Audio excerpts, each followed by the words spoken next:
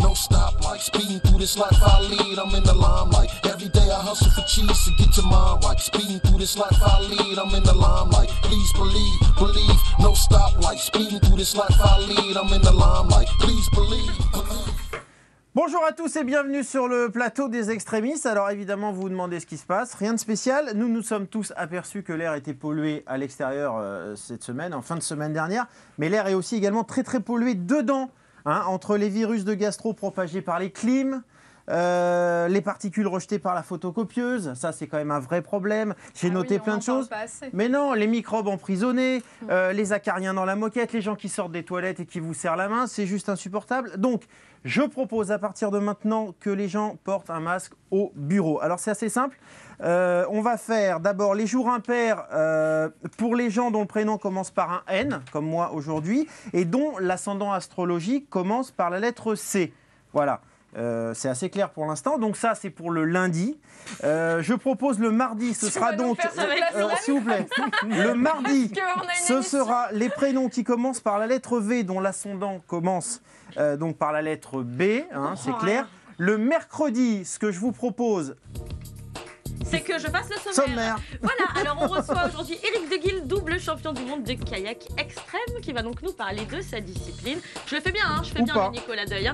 Et dans l'actu, la première étape des X-Fighters, on va revenir sur les performances, tout comme le FIS Marseille, la tournée FIS Expérience qui a repris le week-end dernier, et puis nos merveilleuses rubriques à Raphaël et à moi. Voilà, c'est bien de l'écrire aussi le sommaire. Alors l'improvisation, c'est bien, mais pas toujours. Et alors le dimanche, en revanche, le masque, vous l'enlevez, c'est repos, vous le remettez le lundi au bureau. Éric Deguille est notre invité aujourd'hui, tu l'as dit Céline, c'est un champion du monde, il aime l'eau, il aime quand l'eau bouge, il est là. Éric, sois le bienvenu dans cette émission. Salut à tous, merci. Comment vas-tu? Ça va bien, tranquille. On va élargir un petit peu le plan parce que Éric est très costaud du haut, j'ai l'impression qu'il dépasse de la télé. Ce monsieur fait du kayak extrême, donc évidemment ceci explique cela. Tu es français, tu es né le 29 juillet 1981 à Nîmes, faites le calcul, tu as... Je sais pas quel âge. Tu sais plus quel âge. J'ai essayé de redoubler mais on m'a pas voulu. Donc tu es petit-fils de kayakiste, j'adore cette phrase quand je l'ai lu, fils et petit-fils. Petit-fils de kayakiste. Tu as fait tes premières armes très jeune? Ouais, très jeune. À quel âge? Je m'en souviens pas, mais bon, je devais avoir 10 mois. C'était la veille de la ça, naissance c'était pas un kayak, c'était un berceau. Aussi. Ouais, ben ça permet de dormir pour certains. Du coup, j'y suis resté un peu. Ouais. Donc voilà, et puis après, donc ça, c'était dans les Cévennes. Tu as commencé dans les Cévennes? Ouais, je suis originaire de Nîmes. J'ai commencé dans les Cévennes. Ouais, j'avais depuis ma chambre un magnifique vue sur le massif des Cévennes et ça m'a toujours poussé à aller voir ce qui s'y passait. Alors ensuite, tu as vécu dans les Cévennes. Pour qu'on te connaisse juste un peu mieux, ensuite tu rejoins Pau dans les années 2000. Tu as déjà un gros niveau. Tu finis tes études à ce moment-là, non? Exact, je finis mes études, donc je me suis déporté sur Pau pour pouvoir concilier en fait mes études et l'entraînement.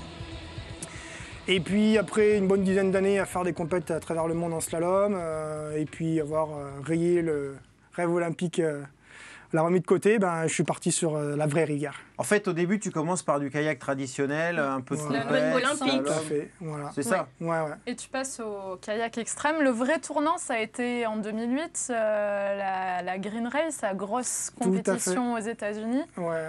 Alors, c'est une histoire un peu folle, ce que tu as vécu aux États-Unis, parce que tu manquais de moyens. Tu t'es entraîné en visionnant la rivière sur vidéo. Et raconte-nous ce qui s'est passé là-bas. Et donc depuis des années, là, on avait un nouveau coach qui est arrivé à Pau là, pour nous entraîner et il me disait donc lui il est arrivé des États-Unis, justement sur cette côte est des États-Unis, en me parlant de cette fameuse Green Race. Il me dit c'est une course de fou, il y a des mecs qui marchent 1h30 au bord dans la forêt, ils finissent avec des cordes pour pouvoir arriver à la rivière et voir la course. Et la rivière elle est énorme, c'est un truc baston, il faut y aller.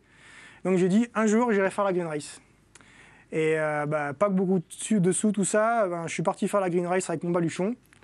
J'ai traversé l'Atlantique et vu que j'avais seulement 5 jours avant la compète pour pouvoir mémoriser ce que les autres ont fait depuis des mois et des mois, j'ai commencé à mémoriser sur internet toutes les vidéos que je pouvais choper.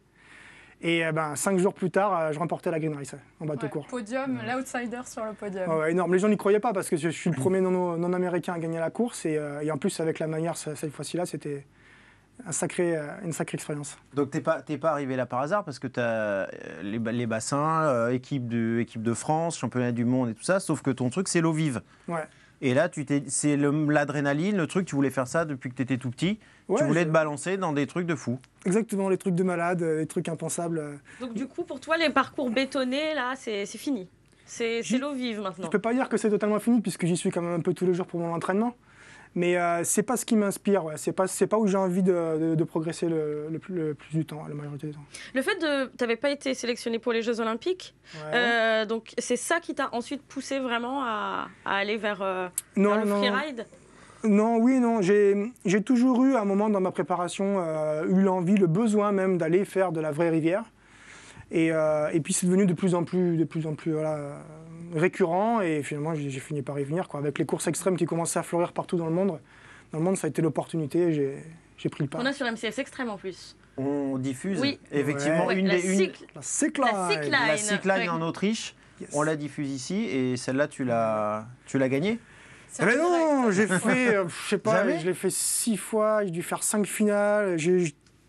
La spécificité de cette course, c'est que quand tu es leader, tu passes dans un jacuzzi avec une jolie fille. Je suis passé à chaque fois qu'il y a des jacuzzi, quoi. Ah oui, c'est la seule course. C'est pour ça que tu n'arrives pas à gagner. C'est la seule course où j'ai pas été sur le podium. Ouais. Eh ben voilà. Est-ce qu'on va dire 2 mots du PEC quand même, parce que maintenant tu es quand même un Pyrénéen, en tout cas d'adoption. J'ai les papiers, ouais, ça y est. Tu as des papiers, c'est bon. Donc c'est là-bas que tu t'entraînes. Le PEC, c'est une bande de potes, donc ouais. PEK. Pyrénées Extrême Kayak. Ouais. Extrême Kayak. Champion en 2009. Tout à fait. On a remis le couvert en 2011. Tout à fait. Vice-champion du monde. Ouais. Oui. Pas des Pyrénées. Et pas de France, du monde. Du monde en kayak extrême par équipe. Donc ça, c'est quoi votre... les Pyrénées, ça devient votre terrain de jeu là et ouais. Vous êtes là-bas la plupart du temps ? Constamment. On est la majorité de l'année dans les Pyrénées. On a vraiment des super rivières. On arrive à trouver toute l'année des conditions pour y naviguer. Donc on a décidé on va dire officialiser ça en faisant une association, la PEC. La PEC. Puis PEC, voilà, dans le pays, ça veut dire un mec un peu zinzin, donc ça nous allait bien. Ouais. Alors justement, est-ce que vous êtes zinzin ou pas du tout ? Est-ce que c'est... Si, vous êtes un peu barjot, mais comme tous les gens qui font c'est des faux barjots. C'est-à-dire que tout ça est bien étudié, bien calculé. Ouais, tout à fait. C'est vrai que si on prend pour le commun des mortels, ça paraît un peu zinzin. Mais tout est calculé, tout est réfléchi et on n'est pas là pour aller se mettre au carton. Tu sais, on les voit faire repérer les lignes un peu comme les freeriders en ski. Exactement la même chose. C'est des freeriders en fait. Exact. Et dans chaque discipline, à chaque fois qu'on a des freeriders, c'est toujours à chaque fois le même processus d'étudier. Et quand tu disais que tu regardais des vidéos, c'est exactement ce que font aussi les freeriders en ski et en snow. Et pas spécialement en étant sur place, mais rien qu'en regardant des vidéos, en regardant la face, un peu le même processus. Sauf que là, il y a moins de possibilités. Vous passez par entre des falaises là, qui se font 1 mètre, 2 mètres, 3 mètres de large, tu as moins de possibilités. Est-ce que ça se joue vraiment à la trajectoire ? Au mètre près ? Ça se joue même des fois au centimètre près. Ouais. Ça dépend d'eau aussi. Ça dépend, il y a plein de choses qui peuvent varier. Les configurations de rivières peuvent changer, ça peut être sa géologie. Frotter sur n'importe quel caillou, d'un caillou à l'autre, ça peut changer. La pente, le débit, effectivement, même la température. Il y a beaucoup de choses qui peuvent rentrer en compte. Et donc, tous les risques se calculent, mais ne peuvent pas tout le temps se calculer. On va venir justement à ce qui t'est arrivé au Mexique. C'était avec ton équipe, la PEC. Vous étiez parti là pour une compétition. Et pour toi, malheureusement, ça s'est arrêté très vite parce qu'il y a cette fameuse chute. La Tomata. Sur la Tomata, oui. Tu as revu ces images, non, depuis ou... Bien sûr, ouais. Après l'accident, j'ai eu une... Triple fracture lombaire, on le rappelle. Ouais, triple fracture lombaire, pas de tassement. Il y avait 25 mètres de gaz, 23 mètres de gaz. C'est quoi de gaz de hauteur? Ouais. Et ce jour-là, j'ai été prétentieux, j'ai pas voulu écouter la nature. Qu'est-ce qu'elle te disait, la nature, là, de ne pas y aller plus prudemment. Plutôt d'y aller plus prudemment. Mais mon grand copain Fafa, qui me suit tout le temps, m'a dit bon, moi, j'y vais pas. Et Fafa, il a souvent raison, et j'aurais dû le suivre. C'est comme Ina Gavadio qui avait dit à Julien Lopez quand il est parti dans l'avalanche de ne pas y aller parce qu'il ne le sentait pas. Il y est allé quand même, il s'est passé la même chose là. Voilà, c'est un petit peu ça. Et là, c'est quoi? Si tu tombes, en fait, quand on ne connaît pas, il faut tomber à pic pour ne pas péter le Ouais, quand c'est très haut comme ça, c'est l'idéal. C'est vraiment tomber à pic avec son kayak. Donc nous, on trouve des solutions. Même des fois, on balance la pagaie pour ne pas la prendre dans la tronche. Et après, on esquimote, on revient à l'endroit avec les mains, on pousse avec les mains. Ouais. Et donc, l'objectif, c'est d'arriver le plus vertical possible dans l'eau Et en fait, c'est les bulles qui nous permettent de revenir et d'amortir le choc. D'accord, et là, tu es tombé à plat. Voilà. Ce qui t'a pas empêché de devenir champion du monde quand même quelques mois plus tard. Tout à fait. Et champion du monde encore l'année d'après. À 2 reprises. À 2 reprises. Et vice-champion du monde en 2013. Bingo. Donc C'est passé tu fais partie du top 3 en fait maintenant. On peut dire que tu es dans le top 3 des freeriders mondiaux. La bête à abattre bien couramment. C'est toi. C'est toi. C'est toi. Ça va, t'as un peu de marge. On va reparler. Il y a d'autres exploits. Hein. On a le Volcano Ride. Je crois qu'on a des images de ça aussi. On a des images. Toi, t'es un hyperactif. C'était en compétition toute l'année. J'ai regardé à tout ce qui va venir cette année. T'as pas moins de 13 compètes. Et en plus, tu te lances d'autres défis. Ouais. Je suis un hyperactif, effectivement. Alors, on va voir les images du Volcano Ride. C'était en 2009. Comment ça vous est venu? Alors, l'idée, pour simplifier, ça, c'est donc il y a n'importe un kayakiste et une snowboardeuse. Yes. Donc, équipe de France féminine de snowboard. Et vous décidez de rider sur les cendres d'un volcan. Mais comment vous est venue cette idée, en fait? Eh ben, c'est venu que Camille et moi, donc, on avait un entraîneur commun, un préparateur physique commun, qui lui avait acheté une petite maison au Cap-Vert. Puis autour d'un repas, il me fait il y a un volcan, ils le font en ski, ça pourrait se faire en kayak. Puis là, j'ai dit chiche. Et 2 ans plus tard, on y était et on l'a fait. 2 ans de préparation. Ouais. C'était quoi les risques? Les risques pour moi, ça a été de ne pas pouvoir contrôler mon kayak. Parce qu'à la fin, ça se voit dans le film, je laisse 70 mètres de plastique fondu et je finis dans des cailloux qui sont gros comme des voitures. Donc voilà, il fallait le mesurer le risque. Hein. Et c'était un grand pied. Là, on la voit à l'arrivée. Avec une vitesse de combien à peu près? Je pense dans les 50 à l'heure. Pour moi. T'avais mis un gros casque là pour l'occasion. Ouais, casque, minerve, pare-pierre, le total. Valait mieux bien se protéger. Ouais, voilà, ça fait partie. Et donc vous êtes les premiers sportifs dans l'histoire de vos disciplines respectives à avoir ridé sur les cendres d'un volcan. Ça, c'est beau. Tu pourrais nous faire, qu'est-ce que tu pourrais nous faire en France, la dune du Pilat? T'as jamais fait? Ce qui est moins impressionnant, mais. Sacré-Cœur. Ouais, il faut se lancer. Le Sacré-Cœur, il y a eu un roller, mais oui, tu peux le faire en ouais. kayak si tu veux. Tu restes avec nous, Eric, parce qu'on va continuer à parler avec toi tout au long de cette émission. Oui, on a plein de choses, on a plein de trucs à aborder avec toi. Tout de suite, l'actu de la semaine. C'est parti, jingle. No stoplight, speeding through this life I lead. I'm in the limelight. Please believe. Ah, le Pilat, c'est fait? Ouais. Ah ben non, bah voilà. Les X-Factor, très belle affiche, c'était à Mexico avec Tom Pages. Tom Pages, il est un petit peu américain, qui fait moins bien que l'année dernière. Regardez, ça reste quand même honorable. Tom Pages a chuté à Mexico City. Notre Frenchie a terminé sa course en quart de finale face à Adam Jones. Un dernier run qui avait pourtant bien démarré avec un spécial flip. Mais ensuite, mal engagé, il ne réussit pas à passer sa figure fétiche, le Volt. Et malgré un flair Superman bien réalisé dans les airs, une mauvaise réception le fait tomber. Résultat, une 5e place pour Tom qui ne réédite pas sa performance de l'an dernier. C'est précisément à Mexico, lors de la première étape, qu'il avait lancé sa saison en s'imposant face à Dani Torres. 5e de l'épreuve cette année, Pages passe le flambeau à Levi Sherwood. Le néo-zélandais champion du monde en 2012 ouvre la saison en grande pompe, après une finale très serrée face à Josh Sheehan. Malgré un run exceptionnel et des nouvelles figures, les juges ont préféré la maîtrise irréprochable du néo-zélandais à celle de l'Australien. L'Espagnol Dani Torres, qui revient aussi cette année avec quelques nouveaux tricks en poche, est allé jusqu'en demi-finale et complète ainsi ce premier podium de l'année. A noter que parmi les 12 riders, il y avait un autre Français, Rémi Bizouard, faute d'avoir décroché son ticket pour les quarts de finale. Sa course s'arrête au premier tour. Allez, rien n'est perdu pour Tom, il lui reste encore 4 épreuves pour tenter de conserver son trophée. Vachement bien la voix de la fille sur le sujet. Hein. Ouais, je sais pas qui c'est. Ouais. Un truc de fou, ça te donne envie de faire de la moto. Hein. Moi, j'aimais pas trop sa voix. Ah non? Toi non? Oh, ouais, nous on aime bien. Direction Marseille maintenant avec le FIS. Vous allez voir que les moins de 20 ans sont à l'honneur. Tu sais que les jeunes... Ah, ils sont forts, oh là jeunes. Là, ils font... Les moins de 20 ans comme moi. Ouais, les moins de 20 ans de carrière. Attends, c'est parti. Allez, Marseille. Les petits jeunes ont brillé au FIS Marseille, parmi la crème des riders mondiaux réunis dans la cité phocéenne pour la première étape de la tournée FIS Experience. Ce sont les moins de 20 ans qui se sont emparés du podium. À 19 ans, Logan Martin a terminé à la première place de ce contest. Outre le prize money de 4 000 €, il décroche aussi ses billets d'avion pour toute la tournée FIS Experience. Belle deuxième place pour Daniel Sandoval, 19 ans également. Le Californien s'est illustré avec un run noté 91.33 devant l'Anglais Declan Brooks de 2 ans, son cadet. Prochaine étape pour les riders, ce sera en plein air sur la plage du Canet en Roussillon avec au programme du roller et du BMX les 3 et 4 mai prochains.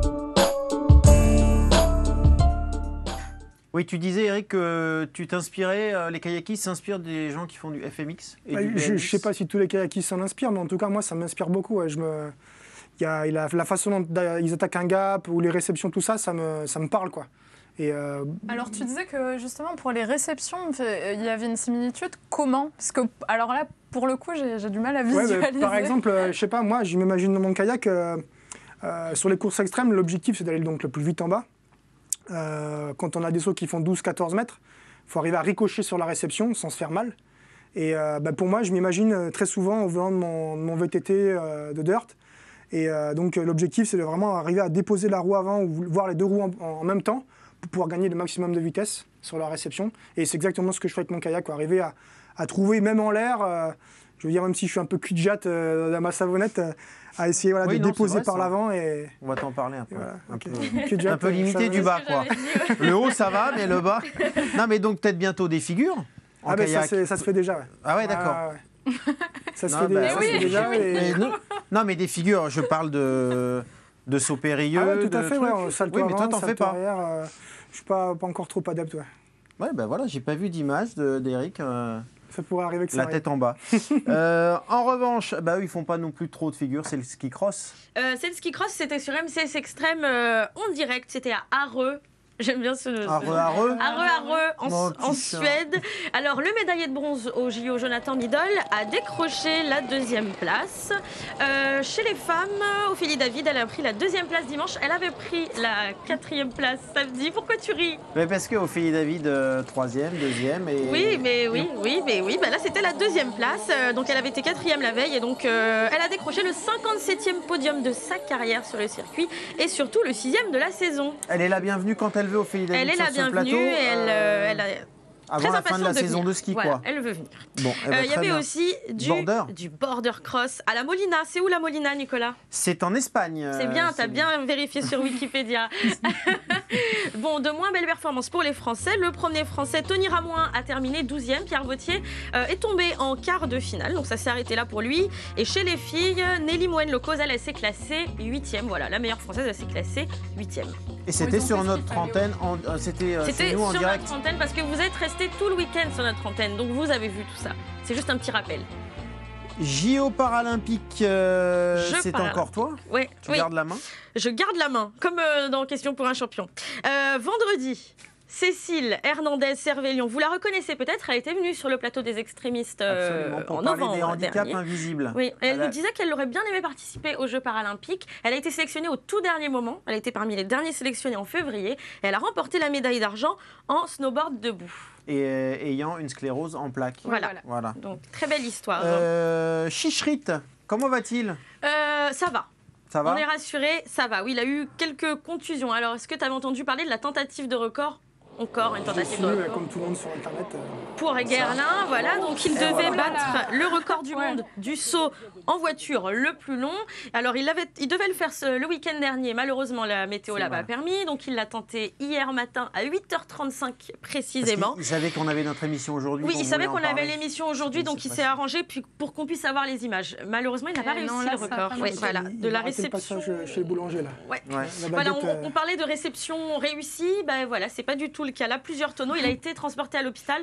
Mais tout va bien. On rigole, on en a plaisanté un peu parce qu'il va bien, tout va bien. Oui, voilà, si ça n'allait pas, on n'en aurait pas. Ouh là là. On a une parodie de ski. Oui, la fin de la saison de ski approche, donc on va faire un petit bilan. Et donc là, pour le coup, c'est pas moi qui ai fait le bilan, c'est un collectif qui s'appelle Mascore. Ils ont sorti une vidéo que vous pouvez trouver sur Internet. C'est pour se moquer de toutes les vidéos de ski qu'on a vues cette saison. Donc là, ils se moquent par exemple de ce qu'on appelle le ski porn. Vous savez, ces vidéos où les mecs voient ton cul. Voilà, ça coûte très large, musique reggae. Là, ils se moquent de la web TV de Kevin Roland et Xavier Bertoni, Follow Us. Donc eux, ils l'ont appelé Suivez-nous. Donc regardez, le pipe est un peu plus petit, industriel, voilà, un peu plus petit, mais c'est la même réalisation, très léchée, beaucoup de ralentis. Et pour finir, parce que tout le monde en a pris pour son grade, il y a le collectif. C'est drôle. Ouais, c'est drôle. C'est pas méchant. Le collectif Bon Appétit aussi, le logo. Voilà, les freeriders de Bon Appétit aussi se sont moqués gentiment d'eux. Donc voilà, c'était l'occasion de faire un bilan de façon parodique. Vous pouvez retrouver la vidéo sur la page Facebook Mascore Collectif. C'est très drôle. Ouais, c'est drôle, c'est rigolo, c'est pas méchant. Oui, voilà, et de toute façon, méchant. on est tous un peu dans les clichés, parfois dans les vidéos, que ce soit même surf, ski, autre chose, kayak probablement. Hein? C'est redondant. Parfois. On n'avait jamais entendu ce mot sur ce plateau. Merci. Mais c'est un mot qu'on n'emploie plus depuis 1849. Mais quel âge as-tu? Raphaël, c'est à toi, c'est ta rubrique. T'es un peu bricoleur? Un petit peu. Eh ben, tu vas voir, tu vas peut-être pouvoir te construire ce petit truc là. Moi, je suis prêt. Wow, tout fiche ma gueule, vas-y, balance. Allez, vas-y, balance. No stoplight, speeding through this life I lead. I'm in the limelight. Please believe. Alors, le monsieur Burnquist, il est bricoleur? Ouais. Il Hein, est bricoleur, c'est pas lui qui est bricoleur, mais donc la Californie c'est cool, vous le savez déjà. Mais si vous l'ignoriez, eh bien voici la preuve en image, la dernière publicité réalisée par l'Office de tourisme de Californie. C'est du skate sur une rampe qui flotte sur le lac Tahoe. Donc là vous voyez des artisans à l'œuvre, 300 heures de boulot, 1250 clous, quelques milliers de kilogrammes de bois, un bateau, une remorque et voilà le résultat. C'est Une génial. rampe flottante sur le lac. Sur les eaux turquoises du lac Tahoe. Et le skater, rien d'autre que le grand champion Bob Burnquist. Bob le bricoleur du coup. Non, Bah je oui, m'en c'est vais. ça, non? Je n'y avais Ah pas non, pensé. j'aime bien. C'est un peu un méga pool riding en fait. Ou un Ouais. mini méga pool riding. Mais c'est mini, mais On avait C'est déjà beau cadre. la vu classe. une rampe flottante dans la vidéo de Volcom, la dernière réalisation de Volcom, mais elle était beaucoup plus petite. Là, c'est voilà, c'est plus grand. C'est avec comment il Bob. remonte sur le truc? Yeah. No stoplight, speeding through this life I lead. I'm in the limelight. Every day I hustle for cheese to get your mind right. Speeding through this life I lead. I'm in the limelight. Please believe. No stoplight, speeding through this life I lead. I'm in the limelight. Please believe. Allez, de retour sur le plateau des extrémistes, deuxième partie. Eric de Guil est encore là. Eric de Guil est un kayakiste extrême, un gars qui saute de 25 mètres de haut dans un petit kayak, il ne se sert même pas de ses jambes. Une fois, il s'est fait mal, mais là, il est en pleine forme. bobo. Il a battu des records. Il travaille soit tout seul, soit en équipe, ça dépend, avec le PEC dans les Pyrénées, avec ses copains du coin. Ton frère, d'ailleurs, aussi. Il y a ton frère dans la bande du PEC. Non, mon frère, ça arrive qu'il passe, mais mon frère, il fait toujours du kayak. Il est entraîneur en Suisse actuellement. D'accord. Et avec toi, c'est des pattes C'est dans les pas mon vidéos quand frère. vous faites. Ouais, il y a Fafa, il y a... Je le connais depuis qu'on l'a. Et c'est... Ça a l'air d'être très un souvent. sport. Ça. Non, ça... individuel. Oui. On fait les choses en... La même philosophie que... On n'est pas... Mais les... Chacun dans son kayak. Et les vaches. On a ce que tu avais fait, on a vu quels sont les records. On sait que tu as envie d'autres records. Tu devais en battre, semble-t-il, mais il y avait